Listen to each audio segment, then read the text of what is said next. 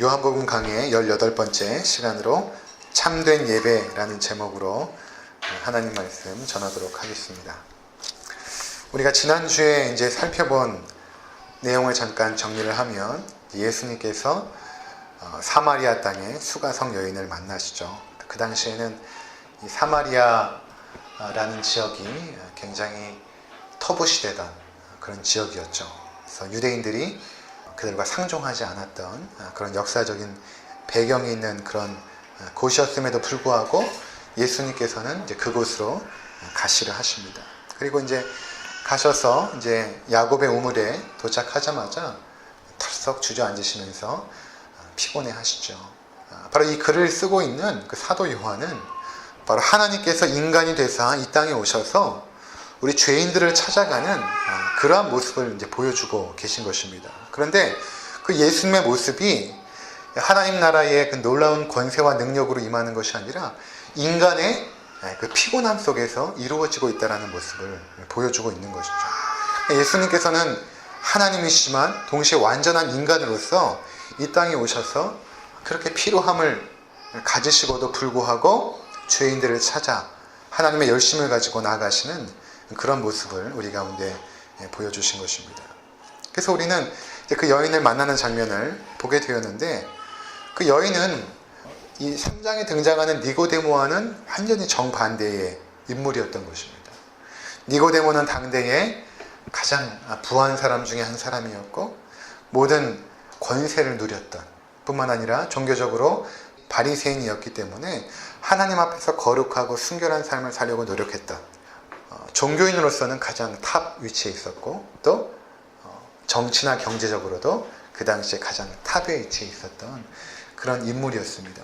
그런데 예수님께서는 그 사람에게는 내가 거듭나지 않았으므로 하나님 나라를 볼 수 없다라고 말씀을 하셨죠. 근데 우리가 살펴보는 지금 이 여인은 니고데모와는 완전히 반대죠. 사마리아 땅, 그 당시에 천대받던 그런 민족이었습니다.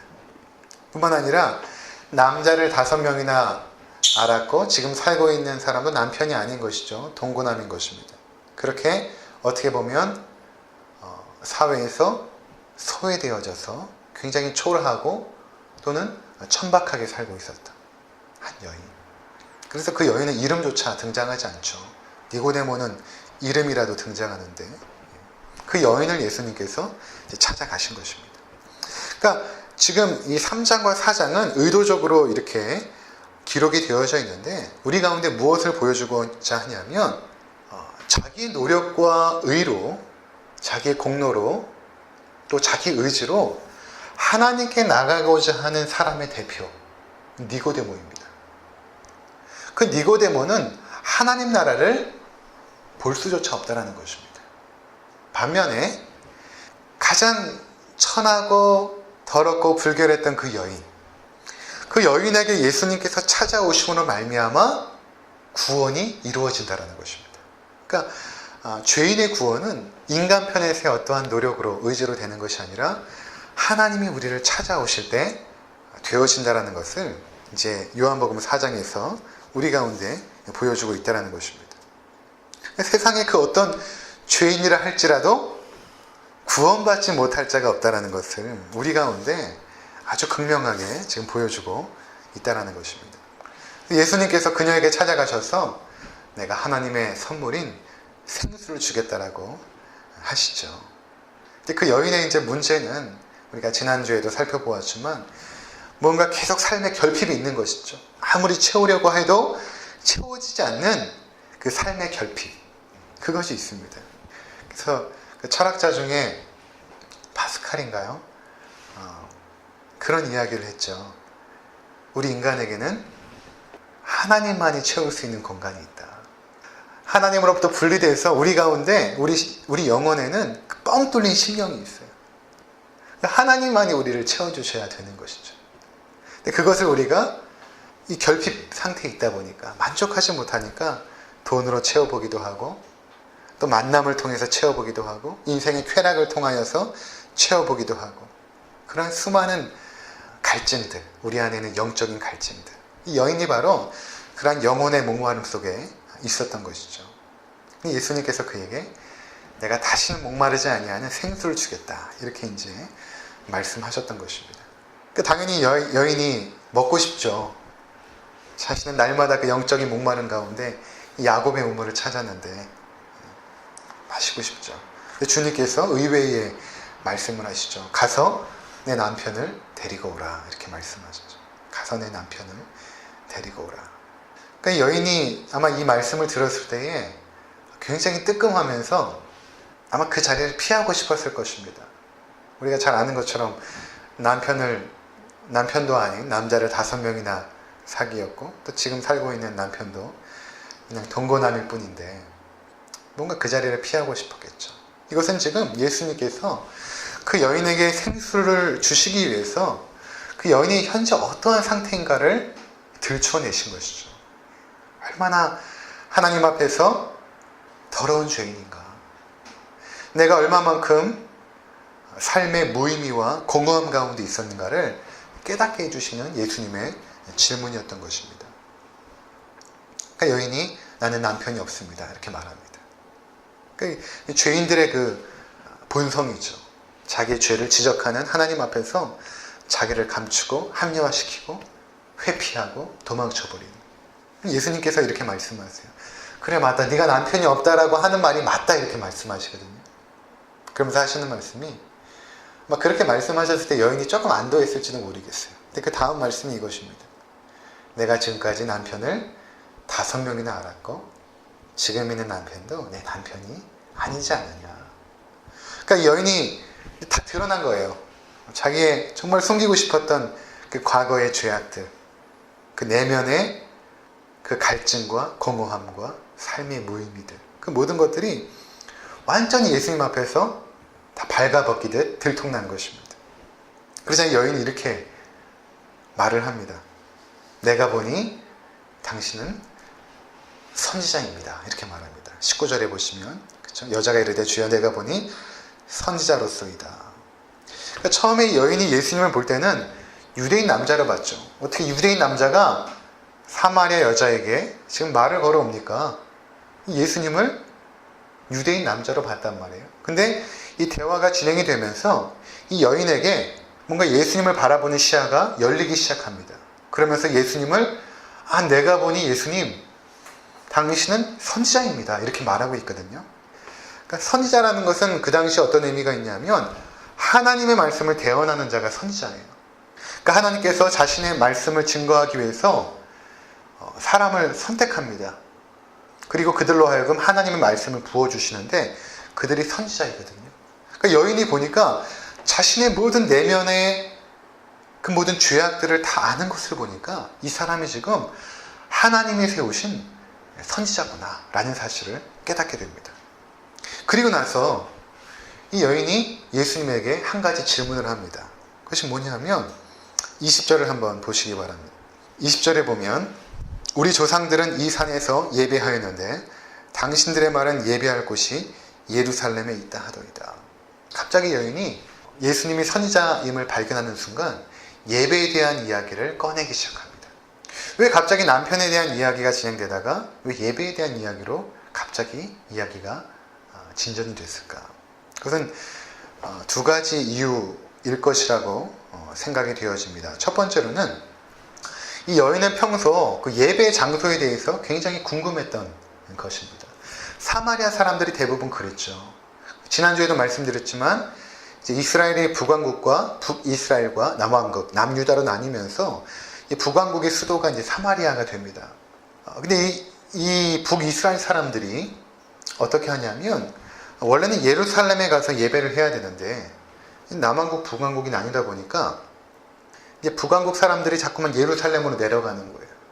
그것을 이제 못하게 하기 위해서 그들이 그리심산에 이 번제단을 쌓습니다. 그리고 여기가 예배 장소라고 말합니다. 그리고 그것에 대한 근거로 이미 창세기 때부터 야곱이 이 땅을 우리에게 주었고 또 아브라함도 이곳에서 경배했고 야곱도 거기서 번제단을 쌓거든요. 세겜 땅에서. 그리고 그곳을 엘엘로의 이스라엘 이렇게 이제 부르는 일이 있었거든요. 그래서 그들이 이곳이 정말로 하나님 앞에 예배드리는 장소다 라고 세운 곳이 그리심산이었어요. 자신들은 그 하나님 나라의 백성의 정통성을 가지고 있고 예배 장소도 그리심산에 있다. 이렇게 이제 말했던 것입니다. 그런데 유대인들은 그것이 아니다. 예배는 원래부터 이 성전이 예루살렘에 세워졌고, 그렇죠? 솔로몬 때 예루살렘에 성전이 세워지지 않습니까? 여기가 하나님의 임재가 거하는 유일한 예배 장소다. 이렇게 이제 말했던 것입니다. 그러니까 여인도 이제 사마리아 사람이었기 때문에 이 예배 장소가 이제 궁금했던 것이죠. 이 그리심산이 맞는지 아니면 예루살렘에 있는 그 성전이 맞는지. 그래서 아마 예수님께 이 질문을 던졌던 것 같습니다.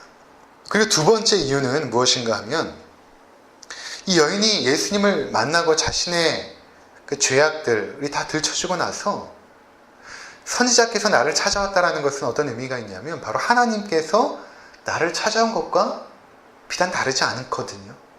자신의 그 더러운 죄에도 불구하고 하나님이 세우신 사람이 나를 찾아왔다라는 것이 이 여인에게는 은혜로 임한 것입니다. 그러자 이 여인 마음 가운데 어떠한 생각이 들었냐면 예배하고 싶은 마음이 들었던 것입니다.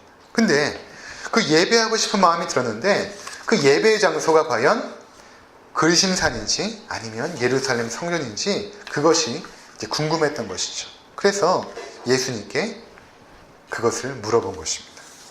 자, 우리가 일반적으로 이제 예배하면 이렇게 주일에 모여서 11시부터 12시까지 드리는 예배, 찬송도 있고 기도도 있고 헌금도 있고 말씀도 있는 것을 우리가 일반적으로 예배라고 이제 생각을 합니다. 물론 이것이 이제 가장 중요한 예배죠. 이 주일 예배를 소중하게 여기지 않으면 우리의 삶에 하나님 중심의 삶을 살기가 사실은 굉장히 어렵습니다. 가장 중요한 우리 삶의 예배죠. 그런데 예배는 이 주일 드리는 예배에만 국한되질 않아요. 우리가 예배에 대한 포괄적인 개념을 먼저 잘 정립할 필요가 있습니다. 그래서 잠깐 제가 예배가 무엇인지 그 핵심적인 것을 먼저 말씀드리고 설교를 계속해서 진행하도록 하겠습니다. 먼저 예배라고 할 때 영어로 예배는 월십이라고 말합니다. 월십. 이것은 월스라는 가치라는 단어와 쉽이라는 신분을 나타내는 단어가 합성되어서 월십이라고 부르기 시작한 것이죠. 그러니까 어떤 의미가 있냐면 가장 가치 있는 분에게 우리가 우리의 정성과 우리의 마음과 우리의 삶을 드린다라는 의미가 있어요. 그러니까 우리가 대부분 사람들은 가장 가치 있는 것에 자신의 시간과 자신의 돈과 자신의 열정과 자신의 노력, 자신의 삶을 드리죠. 자신이 가장 가치 있는 것에 드립니다. 그런데 우리 그리스도인들은 어떻게 여기느냐 하면 가장 가치 있는 것이 무엇인가? 그것은 바로 하나님이라고 여기는 것입니다. 하나님이 우리의 창조주이시고 구원자이기 때문에 우리 삶에 가장 가치 있는 분입니다 라고 인정을 하는 것입니다. 그래서 그분에게 우리의 삶을 다 드리는 것이죠. 우리의 삶을 다 드리는데 특별히 주일날 이렇게 모여서 어떠한 형식을 가지고 하나님 앞에 드리는 것입니다.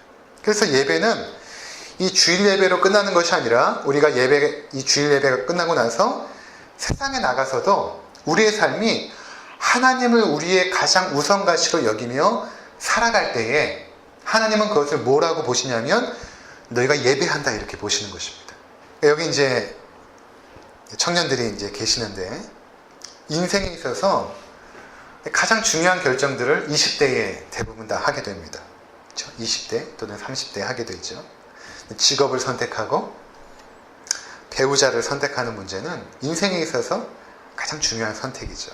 그런데 여러분들이 무엇을 가장 최상의 가치로 두고 생각하고 결정하는가 하는 것이 그것이 예배라는 거예요. 잘 와닿지 않죠?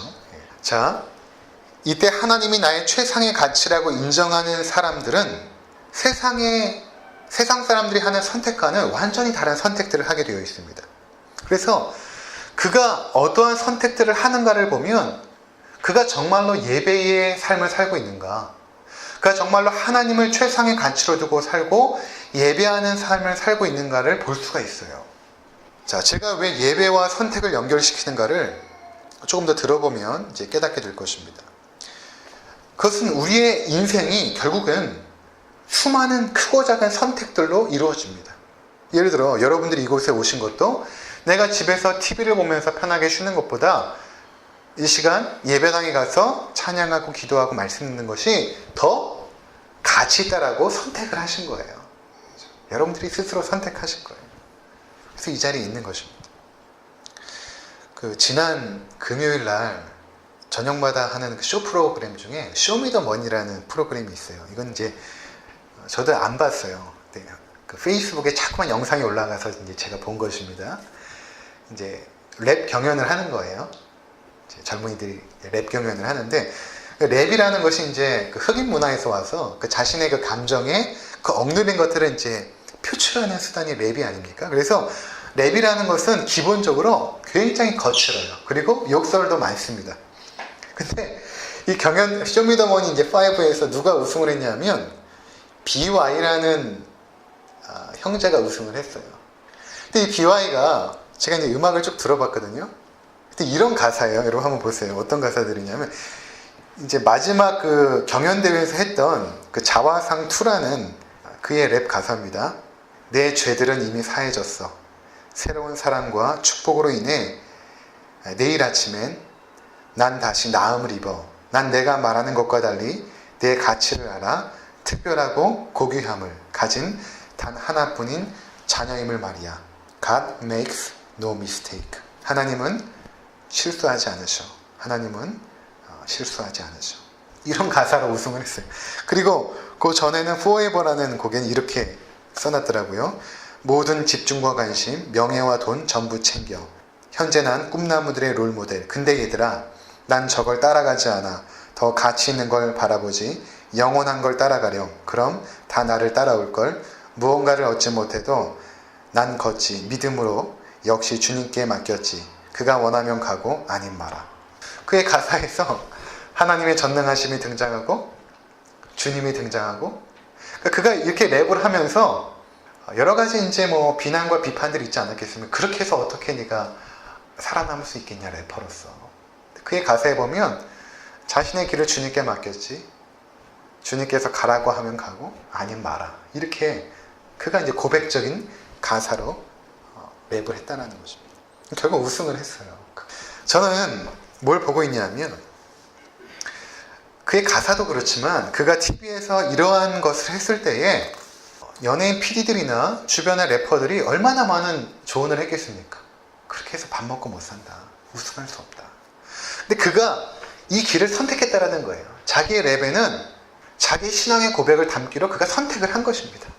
그가 이렇게 선택했을 때는 그의 마음속에 뭐가 있냐면 나는 하나님이 가장 나의 삶의 우선의 가치라는 고백이 이곳에 들어있는 거예요. 그의 선택에 들어있는 것입니다. 그러면 그의 공연장에서 그가 랩을 했던 그 시간은 하나님께서 볼 때는 그 예배로 받으시는 거예요. 자, 그러니까 우리가 세상 속에서 어떠한 선택을 하며 어떻게 살아가는가 하는 것이 결국에는 예배가 된다는 것입니다. 근데 그가 이렇게 이제 주일에 하나님 앞에 예배를 선택해서 나오신 분도 있지만 그렇지 않은 분도 계시잖아요. 그럼 그 사람의 가치를 우리가 알게 되는 거예요. 그가 정말 무엇이 그 사람의 진정한 가치로 남아있는지 이것도 선택하지 못한다면 그가 세상에서 어떻게 선택하겠어요? 그걸 보시면 되는 것입니다. 그러니까 우리 신앙의 수준이 내가 주일 예배 시간도 선택하지 못하는 사람이 세상 속에서 하나님의 가치를 선택한다? 그건 말이 안 되는 거예요. 입술로만 내가 하나님을 섬긴다 하는 거지 실제로 그의 삶은 하나님을 우선으로 생각하지 않는 것이죠. 자, 그래서 로마서 12장 1절과 2절에 보면 이렇게 말씀합니다. 그러므로 형제들아 내가 하나님의 모든 자비하심으로 너희를 권하노니 너희 몸을 하나님이 기뻐하시는 거룩한 산 제물로 드리라. 이는 너희가 드릴 영적 예배니라. 이렇게 말씀하십니다.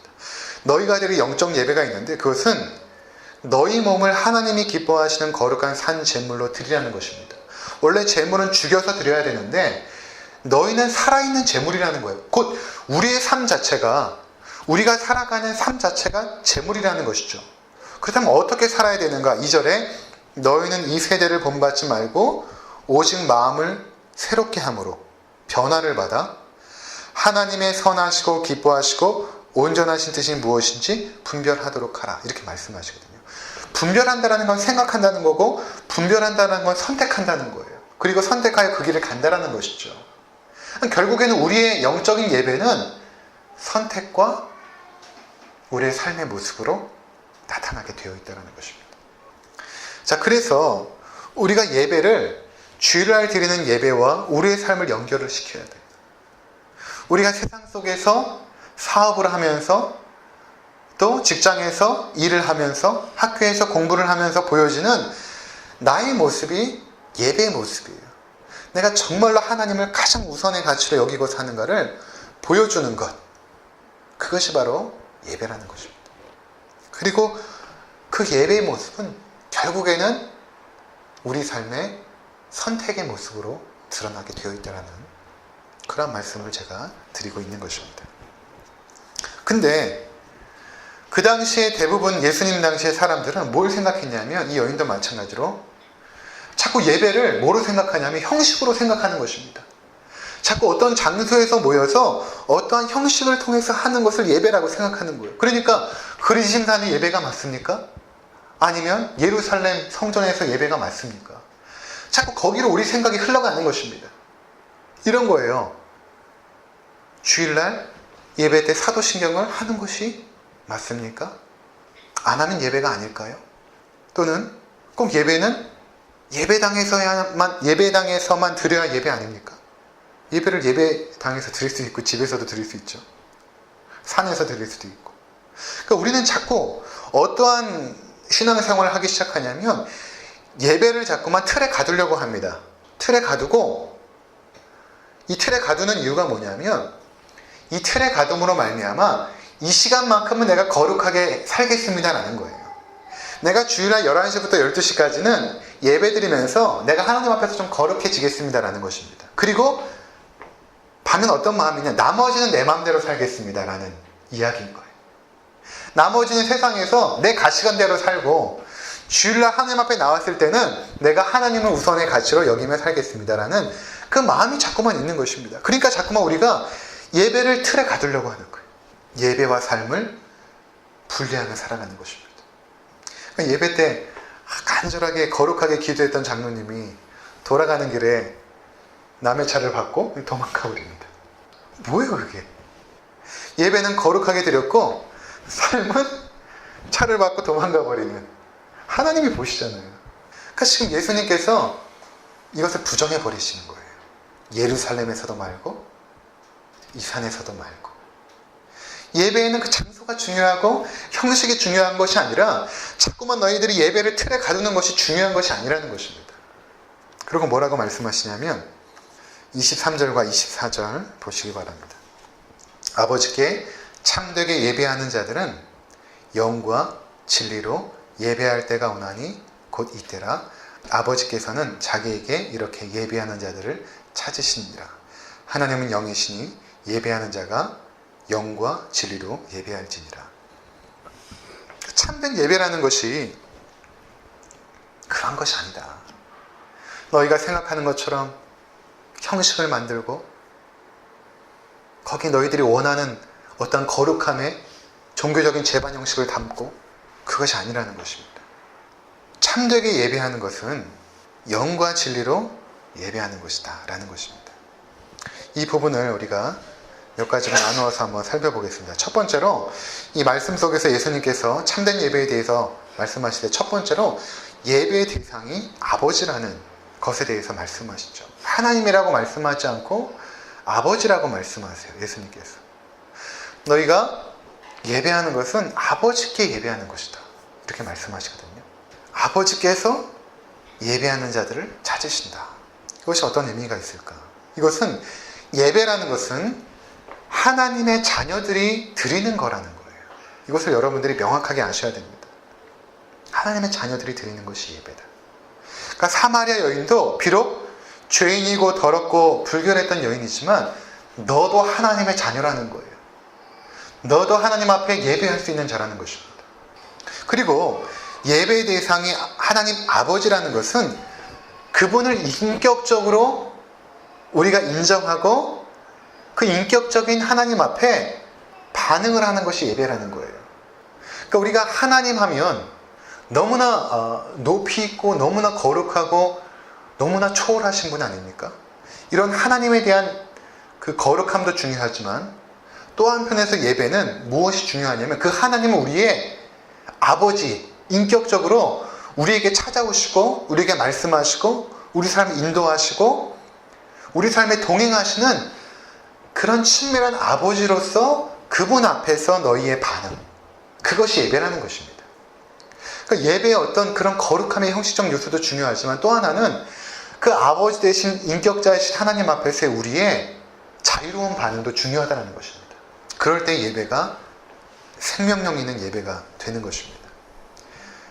그러니까 아이들에게 있어서 아버지는 그 존재만으로 기쁨 아닙니까? 제가 부목사로 전에 교회 사역할 때에 퇴근하여 돌아가면 이제 그 당시 부목사님들이 30명이 넘었으니까 사택이 A동, B동, C동, D동 이렇게 있었어요. 같이 퇴근해서 들어가면 문 여는 소리가 들리고 이제 아이들의 환호성 소리가 들립니다. 아빠 하면서 막 아이들이 뛰어와서 안기고 하는 소리들이 이곳저곳에서 막 들리는데 그때 제가 애가 없었으니까 그것이 굉장히 부러웠어요. 저도 이제 아이를 키워보니까 제가 이제 일을 하고 저녁에 돌아갈 때나 아니면 간혹 아이가 이제 엄마하고 교회를 이렇게 와서 볼 때가 있습니다. 그럼 저를 보면 발을 동동 굴리면서 그렇게 좋아하는 것입니다. 그렇죠? 아버지 대신 하나님 앞에서 아이와 같은 우리들의 인격적 반응은 그렇게 기쁘고 즐겁고 그냥 좋은 것이죠. 이것을 지금 예수님께서 예배라고 말씀하시는 거예요. 그러니까 우리가 예배를 생각할 때에 그런 천주교와 같은 엄숙하고 거룩한 분위기보다는 오히려 하나님 앞에서 우리의 그 자유로운 인격적인 반응, 기뻐하고 즐거워하고 하나님을 좋아하고 이것을 오히려 예수님은 기뻐 받으신 예배라고 말씀하십니다. 그러니까 구약에 보면 제가 지금 방금 떠오른 건데 호세아인가 예레미야에 보면 내가 천천수양 만만의 양과 소를 기뻐하겠느냐, 내가 그런 재물을 기뻐하지 않는다 이렇게 말씀하시거든요. 시편에 보면 대부분 하나님 앞에 예배하는 자들은 감사함과 기쁨과 즐거움으로 여호와를 기뻐하라, 이것이 너희의 힘이니라 이렇게 이제 말씀하시지 않습니까? 그렇게 하나님 앞에 나아갈 때 아버지 되신 그분 앞에서 주신 은혜를 감사하며 기쁨으로 나아가는 것, 그것이 바로 예배의 참된 본질이라는 것입니다. 자, 두 번째로 예배는 영과 진리로 이제 드린다라는 것인데, 영으로 드린다라는 것이 무엇일까? 영으로. 여기서 영은 성령을 의미합니다.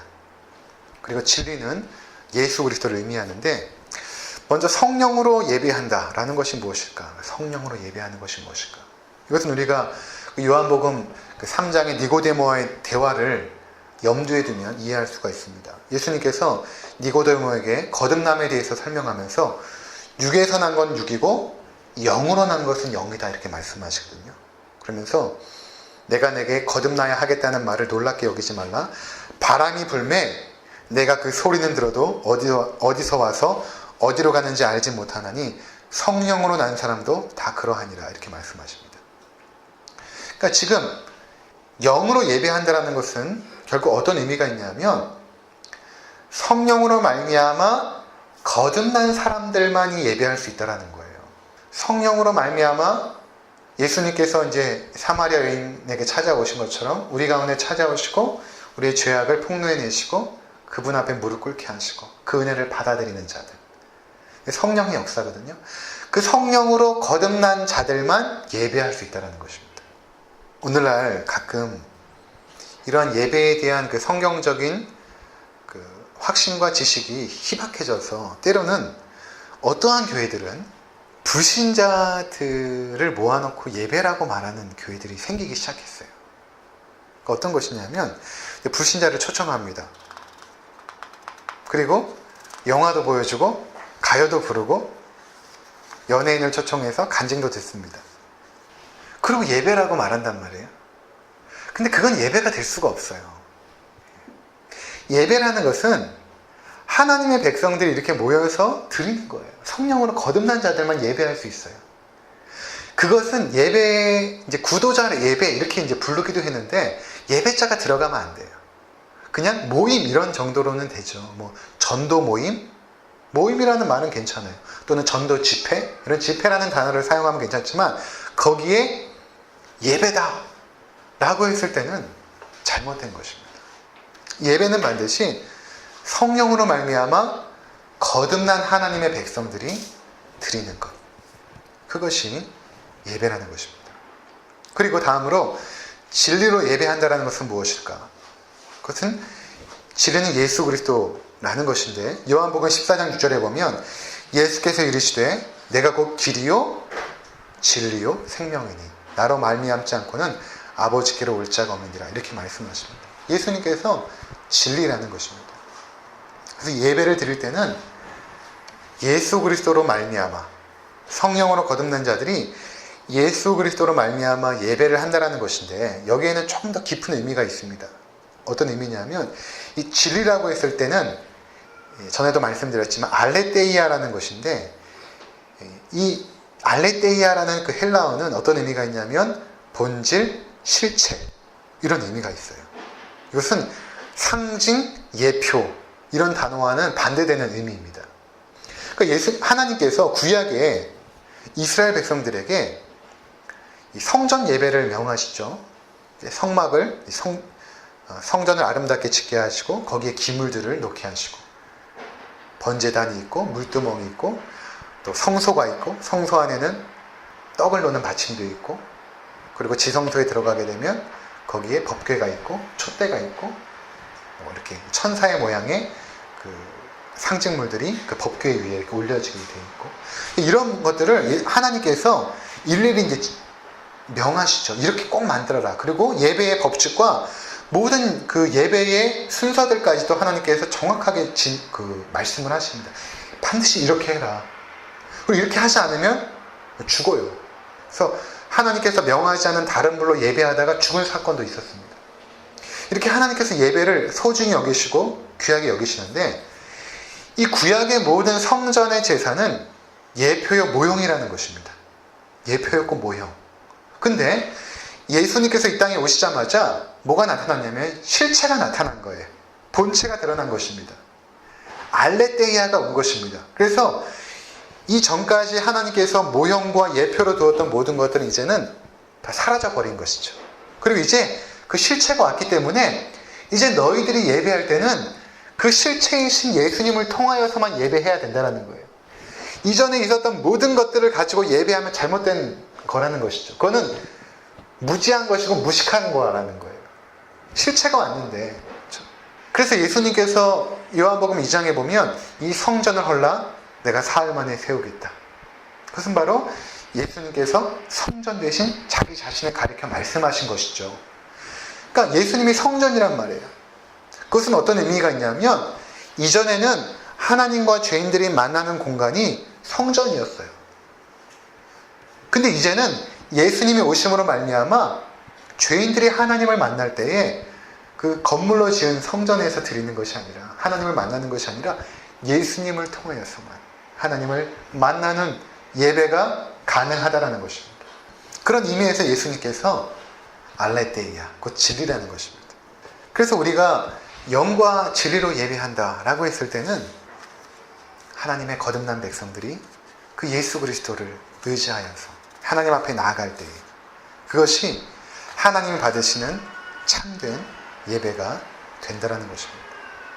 그리고 마지막으로 하나님께서는 이러한 예배를 기뻐 받으시고 이렇게 예배하는 자들을 찾으신다라고 말씀하고 있습니다. 그만큼 이렇게 예배하는 자들이 희박하고 그리고 하나님이 그만큼 이 예배를 기뻐 받으시고 그러한 자들을 귀하게 여기신다라는 의미가 포함되어 있는 것입니다. 사랑하는 성도 여러분, 만약 우리가 성령으로 거듭나 하나님의 자녀가 되었다면 이제 하나님 앞에서 참된 예배를 드려야 됩니다. 이렇게 모여서 드리는 예배일 뿐만 아니라 흩어져서 우리의 삶의 자리에서 하나님은 우리의 가장 위대한 가치로 여기고 사랑할 때에 성령으로 거듭난 자들이 예수 그리스도로 말미암아 그 하나님의 위대한 가치를 날마다 선택하며 살아갈 때에 그것이 하나님이 기뻐하시는 거룩한 참된 제사가 되는 것입니다. 그리고 하나님은 그러한 자들에게 계속해서 자신의 친밀함을 확인시키시고 우리를 더 큰 순종의 자리와 기쁨의 자리로 인도하실 것입니다. 그러한 삶을 살아가시기를 예수님의 이름으로